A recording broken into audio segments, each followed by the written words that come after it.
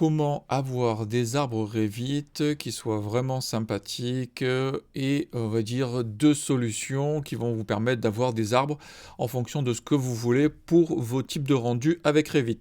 Bonjour, je suis Pascal Camillici, architecte et formateur Revit. Aujourd'hui dans ce tutoriel, je vais vous montrer donc 2 techniques pour avoir des arbres, pour avoir des végétaux qui sont vraiment sympas avec Revit et avoir des solutions qui vont s'adapter en fonction du contexte et de votre façon de travailler. Avant de démarrer ce tutoriel, je vous rappelle qu'en cliquant sur le lien qui est sous la vidéo, vous allez pouvoir rentrer votre prénom, votre email pour pouvoir recevoir mes conseils gratuits. Et pour celles et ceux qui veulent passer au niveau supérieur, il y a la box, vous vous abonnez à la box. Il y a donc des familles de végétaux qui sont déjà disponibles, des véhicules, des tas de choses, des lampadaires, des interrupteurs, des fenêtres, des portes, enfin tout plein de choses qui se retrouvent dans la box. Dès que vous êtes abonné, vous pouvez télécharger tout ça, c'est inclus dans la box. Et vraiment pour avoir accès à la totalité des tutos, n'oubliez pas sur le bon de commande quand vous voulez accéder à la box, vous cochez l'option du bonus 4. Allez, c'est parti pour ce tutoriel. Alors, pour pouvoir avoir ce type de végétaux, on a deux options, la version gauche et la version droite. Je vais vous expliquer la différence. Alors, ce qu'il y a ici, c'est qu'on a une famille avec quelque chose qui va pouvoir se gérer en fonction du niveau de détail dans lequel on est. Donc là, ce que je vais faire, c'est que je vais faire fichier nouveau, projet, je vais prendre un gabarit architectural. Et là, dans ce fichier-là, ce que je vais faire, c'est que je vais faire ici... Ah, non, pardon, on va pas faire ça. On va se remettre hop, en vue. Voilà, comme ça. Et je vais revenir sur ce projet. Donc là, sur le projet, si je vais sur le plan de masse, encore une fois... Alors, je vous rappelle que ceux et celles qui s'abonnent à la box, vous aurez accès à ces fichiers-là, hein, évidemment. Donc là, je vais dans au volume et site. Hop, je vais faire une topo. Tac, tac, tac, tac, ok. Donc là, je vais mettre 8 mètres. Ok, on va avoir quelque chose qui va ressembler à ça. Je valide. Pourquoi je vous montre ça? Parce que ce qui est important, c'est que dès lors que vous allez créer une nouvelle famille de végétaux, de plantes, il est important que vous choisissiez la bonne catégorie. Pourquoi? Parce que automatiquement, quand vous allez vouloir implanter sur une topographie, si vous n'êtes pas dans la bonne catégorie, l'élément ne va pas se fixer correctement, il va rester sur le niveau. Et donc il va être sous la terre et ça ne marchera pas. Alors que si vous voulez planter vos végétaux, automatiquement, ils se placeront correctement. Donc là, sur ce végétal, pardon, sur celui-ci, on a la possibilité de créer et de gérer donc l'affichage. Donc là, si je change dans le projet, on va le mettre dans le projet 1, ok. En fonction du niveau de détail, je vais mettre sur le plan de masse, je vais dans Archi, je vais ici, plante, j'ai mon arbre, je vais planter là parce que je suis en niveau détail faible. Par contre, dès lors que je passe en niveau détail moyen, je vais avoir cette première représentation, et je passe en niveau détail élevé, j'ai cette représentation-là. Comment faire ceci? Il suffit simplement d'avoir 3 éléments. Vous allez avoir une ligne que vous allez placer donc, sur votre famille de plantes. Automatiquement, vous allez avoir un cercle. Ce cercle-là, vous allez ici dans les paramètres de visibilité vous dire « je veux le voir qu'en niveau faible ». Là, vous allez avoir un élément de détail 2D que vous allez vous dire mapper dessus. Et là, vous allez avoir un paramètre de visibilité, vous le mettez en moyen, simplement. Et là, vous allez avoir donc en troisième... Petite interruption téléphonique, je suis désolé. Donc du coup, ici, là, vous avez un DWG. Alors ce fichier DWG, ce qui est important, c'est que vous ayez un fichier, un poids de fichier qui ne soit pas vraiment trop gros.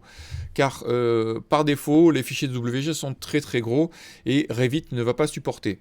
Donc il faut que votre fichier DWG, que vous allez pouvoir gérer dedans. Alors pourquoi je dis DWG? Parce que là aussi, vous allez avoir le paramètre de visibilité que vous allez pouvoir gérer en fonction de ce que vous voulez. Vous voyez ici que j'ai la possibilité de l'afficher en plan, en élévation, en avant, arrière. Donc ce qui veut dire qu'en fonction de ce que je vais paramétrer, je vais pouvoir le voir en fonction des éléments et de la visibilité que je vais avoir. Maintenant, autre option, on a la possibilité donc de pouvoir mettre de l'arbre qui est vraiment très très détaillé, très sympa. C'est un fichier OBJ.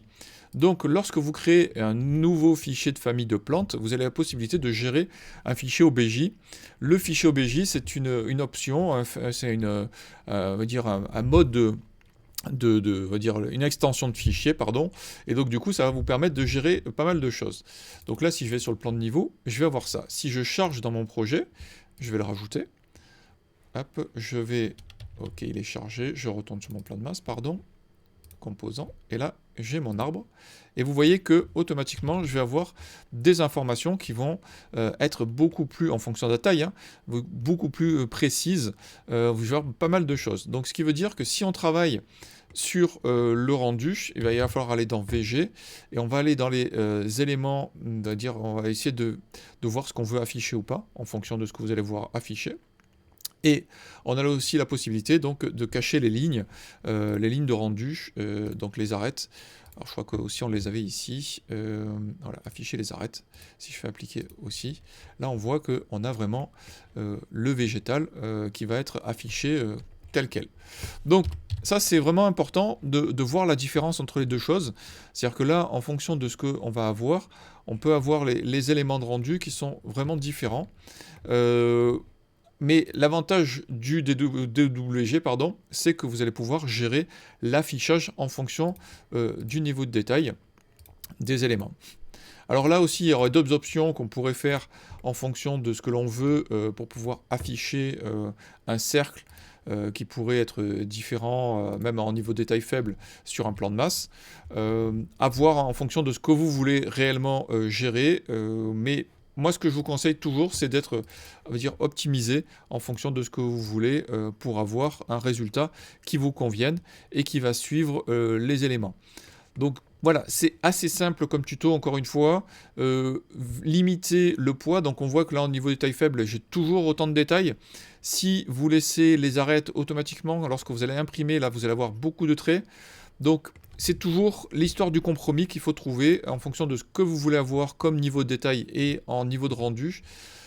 Sachez que ce type de végétaux, on peut éventuellement les traiter de manière à essayer d'optimiser la taille. Bon, comme toujours, avec Revit, on est toujours sur des logiciels où on a tellement de possibilités d'options qu'il faut essayer de trouver ce qui vous convient le mieux en fonction de vos attendus et des éléments. Donc là, encore une fois, si j'affiche les ombres, on a vraiment les ombres qui sont sur les plantes et ça peut vraiment avoir fait quelque chose qui soit vraiment sympa. Donc là, si je vais aussi dans les options et que j'enlève les arêtes, on va voir que automatiquement, vous allez avoir quelque chose qui va être vraiment sympa.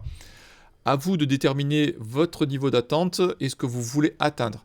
On voit que quand même, si on fait un comparatif, on n'a pas le même niveau de détail voilà, entre un végétal et l'autre. Donc c'est à vous de savoir ce que vous voulez comme aspect graphique au niveau des attendus finaux. Alors, encore une fois, on pourrait faire des sous-projets pour pouvoir afficher certains arbres en fonction de niveau de détail et afficher les sous-projets des végétaux complémentaires pour avoir quelque chose de vraiment très réaliste pour le rendu. J'espère que ce tutoriel vous aura été utile, vous n'hésitez pas à liker, à partager, vous me laissez vos commentaires, vos questions, tout ce que vous voulez savoir là-dessus, et puis vraiment pour passer au niveau supérieur, il y a la box encore une fois, vous abonnez à la box pour pouvoir télécharger tout ça. Je vous dis à la semaine prochaine pour un nouveau tuto, merci, au revoir.